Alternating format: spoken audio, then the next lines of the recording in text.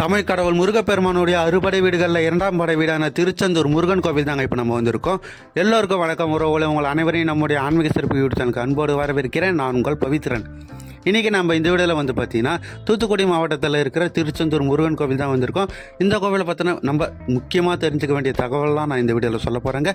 வீடியோக்குள்ளே பார்க்கறதுக்கு முன்னாடி இந்த வீடியோ பார்க்க வந்துக்கிறேன். நீங்கள் இப்போ தான் நம்மளுடைய ஆன்மீக சிறப்பு யூடியூப் சேனலுக்கு ஃபஸ்ட் டைம் இருக்கீங்கன்னா மறக்காமல் நம்மளுடைய ஆன்மீக சிறப்பு யூடியூப் சேனலை சப்ஸ்கிரைப் பண்ணி சப்போர்ட் பண்ணுங்கள். நம்ம இது போல் பல்வேறு வகையான ஆன்மீக கண்டென்ட் நம்மளுடைய இந்த ஆன்மீக சிறப்பு யூடியூப் சேனல் அப்லோட் பண்ணிகிட்டு இருக்கோம். அந்த வரிசையில் நான் அடுத்தடுத்த போடுற வீடியோ உங்களுக்கு ரீச் ஆகணும்னா சப்ஸ்கிரைப் பண்ணி பெல் ஐக்கனை தட்டி வச்சுக்கோங்க. ஒருவேளை இந்த வீடியோட நீளம் வந்து பார்த்தீங்கன்னா 6 நிமிடம் இருந்தாங்க. இந்த வீடியோ ஸ்கிப் பண்ணாமல் பாருங்கள். இந்த 6 நிமிஷத்தில் வந்து பார்த்தீங்கன்னா இந்த முருகன் கோவிலை பார்த்தீங்கன்னா முக்கியமான நம்ம தெரிஞ்சுக்க வேண்டிய தகவலாம் சொல்ல போகிறேங்க. வீடியோ ஸ்கிப் பண்ணாமல் பார்த்துட்டே வாங்க. இந்த கோவில் வந்து பார்த்தீங்கன்னா 3000 ஆண்டுகளுக்கு மேலே பழமையான கோவில் தாங்க. இந்த கோவில் தான் இப்போ நான் வந்து பார்த்தீங்கன்னா போய்கிட்டு இருக்கோம். இந்த கோவில் இப்போ வந்து பார்த்தீங்கன்னா கட்டுமான பணி நடந்துக்கிட்டு இருக்குங்க. விரைவில் கும்பாபிஷேகம் நடக்க போகுது. அதனால் வந்து பார்த்தீங்கன்னா இந்த கோவில் வந்து பார்த்தீங்கன்னா இந்த பார்க்கிங் ஸ்பெசிஃபிகேஷன், அப்புறம் வந்து பார்த்தீங்கன்னா இந்த கோவில் வந்து பார்த்தீங்கன்னா தங்கும் விதிரி இதெல்லாம் வந்து பார்த்தீங்கன்னா கட்டிக்கிட்டு இருக்காங்க. அப்புறம் மொபைல் பாதுகாப்பு, நம்ம கொண்டு போகிற உடைமைகள் பாதுகாப்பெல்லாம் வந்து பார்த்தீங்கன்னா ரெடி பண்ணிக்கிட்டு இருக்காங்க. அதனால் தற்காலிகமாக நீங்கள் வந்து பார்த்தீங்கன்னா ப்ரைவேட்டில் வெளியே வந்து பார்த்தீங்கன்னா ப்ரைவேட் ஷாப்லாம் இருக்குங்க. அங்கெல்லாம் தாங்க நீங்கள் பார்த்துக்கிறப்பல இருக்கும். இந்த கோவில் வந்து பார்த்தீங்கன்னா மன்னர்களால் கட்டப்பட்ட கோவில் இல்லைங்க. ஆமாங்க, ஆண்டிகளால் கட்டப்பட்ட கோவில் அப்படின்னு சொல்லுவாங்கங்க. ஆமாம், அது யார் அப்படின்னு பார்த்தீங்கன்னா மௌனசாமி, காசி சுவாமி, ஆறுமுக சுவாமி, அப்புறம் வந்து பார்த்திங்கன்னா வள்ளிநாயகர் சுவாமி, அப்புறம் வந்து பார்த்திங்கன்னா தேசியமூர்த்தி சுவாமி, இவங்களால் வந்து பார்த்திங்கன்னா இந்த கோவில் கட்டப்பட்டது அப்படின்னு சொல்கிறாங்கங்க. இந்த கோவில் வந்து பார்த்திங்கன்னா பின்னாடி ஒரு சுற்றுச்சூழலில் வந்து பார்த்திங்கன்னா ஒரு துளை இருக்குங்க. அந்த துளையில் வந்து பார்த்திங்கன்னா காது வச்சு கேட்டிங்கன்னா ஓம் அப்படின்ற வந்து பார்த்திங்கன்னா சத்தம் கேட்குங்க. கடல் அலையிலேருந்து ஓம் அப்படின்ற ஒரு சத்தம் கேட்கத்தான் இந்த கோவிலுக்கு பின்புறத்தில் ஒரு செவர் இருக்குது, அங்கே கேட்குங்க. நீங்கள் போனால் கண்டிப்பாக கேட்டு பாருங்கள். இந்த கோவிலோடைய வடிவம் அப்படின்னு வந்து பார்த்திங்கன்னா ஓம் அப்படின்ற பிரணவ மண்டலத்தோட வடிவமைப்பில் தான் இந்த கோவிலோட கட்டுமான பணி இருக்குங்க. முருகனுடைய அறுபடை வீடுகளில் வந்து பார்த்திங்கன்னா எல்லா கோவில்களும் வந்து பார்த்திங்கன்னா மலைக்கு மேலே இருக்குங்க. இந்த கோவில் வந்து பார்த்திங்கன்னா கடல் மட்டத்தில் இருக்குங்க, அதுவும் கடற்கரை ஓரத்தில் இருக்குது. ஆமாங்க, இந்த கோவில் வந்து பார்த்திங்கன்னா மலைக்கு மேலே தான் இருக்குது அப்படின்னு வந்து பார்த்திங்கன்னா சிலர் சொல்கிறாங்கங்க. அதாவது சில ஆராய்ச்சியாளர்களும் சில ஊர் மக்களும் வந்து பார்த்திங்கன்னா இந்த கோவிலுக்கே வந்து பார்த்திங்கன்னா மலைப்பகுதி இருக்குது, சிறிய மலைக்கு மேலே தான் இதுவும் இருக்குது அப்படின்னு சொல்கிறாங்கங்க. அது எந்த அளவுக்கு உண்மை அப்படின்னு வந்து பார்த்திங்கன்னா இன்னும் நிரூபிக்கப்படவில்லைங்க. ஆனால் பாறைகளும் அதெல்லாம் இருக்குது, அதனால் வந்து பார்த்திங்கன்னா இது ஒரு மலை அப்படின்னு சொல்கிறாங்கங்க. இங்கே இருக்கிற மூலவர்கள் வந்து பார்த்தீங்கன்னா இந்த கோவிலில் 2 மூலவர்களுக்கு பாலசுப்ரமணிய சுவாமி, இவர் வந்து பார்த்தீங்கன்னா தனியாக இருக்காருங்க. அப்புறம் வந்து பார்த்தீங்கன்னா இன்னொரு சாமி வந்து சண்முகருங்க, இவர் வந்து பார்த்தீங்கன்னா வள்ளி தேவியானோட வந்து பார்த்தீங்கன்னா துணையாக இருக்காருங்க. இங்கே வந்து பார்த்தீங்கன்னா வீரவாகு தேவர் வந்து காவல் தெய்வமாக இருக்கார். அதனால் வந்து பார்த்தீங்கன்னா இந்த கோவிலுக்கு வந்து பார்த்தீங்கன்னா வீரவாகுப்பட்டினம் அப்படின்னு வந்து பார்த்தீங்கன்னா இன்னொரு சிறப்பு பெயரும் இருக்குங்க. இங்கே வந்து பார்த்தீங்கன்னா வீரவாகு தேவருக்கு வந்து பார்த்தீங்கன்னா பூஜை நடந்ததுக்கு அப்புறம் தான் வந்து பார்த்தீங்கன்னா மூலவருக்கு வந்து பார்த்தீங்கன்னா பூஜை நடத்தப்படுதுங்க. இந்த கோவிலோட இன்னொரு சிறப்பு அப்படி என்ன அப்படின்னு பார்த்தீங்கன்னா இங்கே இருக்கிற ஜெய்வான யானை தாங்க. இப்போ நீங்கள் வீடியோவில் பார்க்குறீங்க பாருங்கள், இதுதான் வந்து பார்த்தீங்கன்னா ஜெய்வான யானை. இந்த கோவிலுக்கு சமீப காலத்தில் வந்து பார்த்தீங்கன்னா பல லட்சக்கணக்கான மக்கள் வந்து பார்த்தீங்கன்னா வராங்க. இந்த ஜெய்வான யானைக்கிட்ட வந்து பார்த்தீங்கன்னா ஆசீர்வாதம் வாங்குறாங்க. இந்த யானை வந்து பார்க்கறதுக்கு அவ்வளோ க்யூட்டாக அழகாக இருக்குங்க.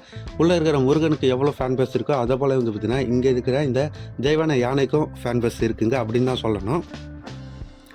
மூலவர் பாலசுப்ரமணியருக்கு வந்து பார்த்திங்கன்னா தினமும் வந்து பார்த்திங்கன்னா வெள்ளை நிற ஆடை தாங்க அணிவிக்கப்படுறாங்க. சண்முகருக்கு வந்து பார்த்திங்கன்னா பச்சை நிற ஆடை வந்து பார்த்திங்கன்னா இங்கே அணிவிக்கப்படுறாருங்க.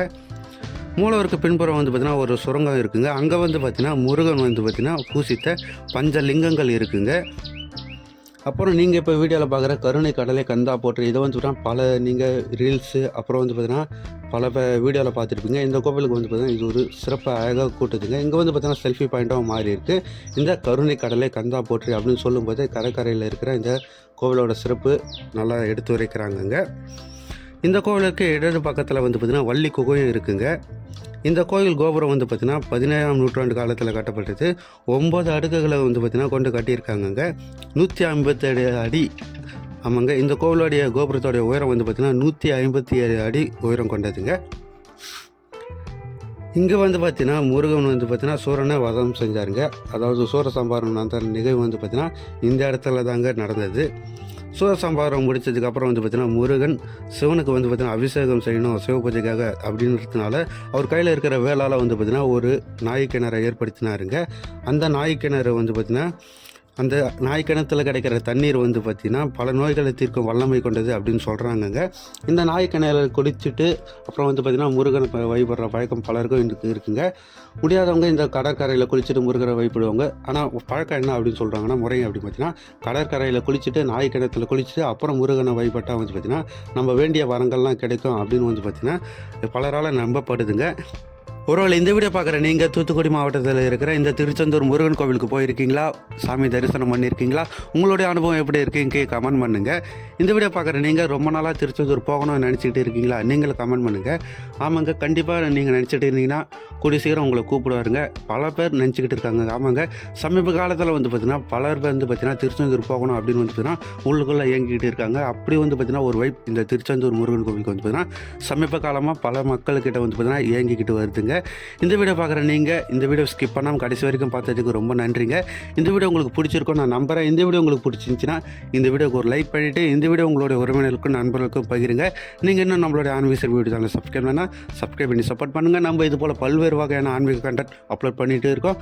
அந்த வரிசையில் நான் அடுத்தடுத்த போடுற வீடியோ உங்களுக்கு ரீச் ஆகணும்னா சப்ஸ்கிரைப் பண்ணி பெல் ஐக்கனை தட்டி வச்சுக்கோங்க. இந்த வீடியோ பார்க்குற நீங்கள் இது போல் வேறு என்ன கோவில் பற்றின உங்களுக்கு தகவல் வேணும் அப்படின்னு கமெண்ட் பண்ணுங்கள். கண்டிப்பாக நான் அங்கே போய் பிளாக் பண்ணுவேங்க. இது போல் அடுத்த ஒரு வீடியோவில் நான் உங்களை சந்திக்கிறேன். அது வரைக்கும் உங்களை விடைபெறுவது நான் உங்கள் பவித்ரன்.